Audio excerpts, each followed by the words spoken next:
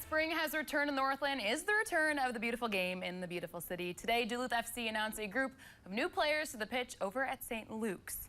The soccer club and St. Luke's have had a long-standing partnership in the community with players such as captain and all-time games leader Jake Starling, who is one of many returners who signed new deals for this upcoming season.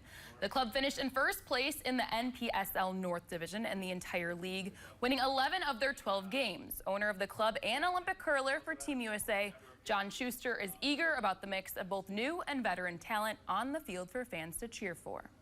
We have a phenomenal team. We get guys from all over the country. We also have a fair mix of local talent as well. A lot of returning guys this year. Last year we finished the regular season the #1 ranked team in the country, and that wouldn't be possible without both the support, of St. Luke's Aspirus. You can catch all the new players in action and maybe even repping their new kits on May 15th when Duluth FC opens the season against Joy Athletic Club at Marv Heikkinen Field.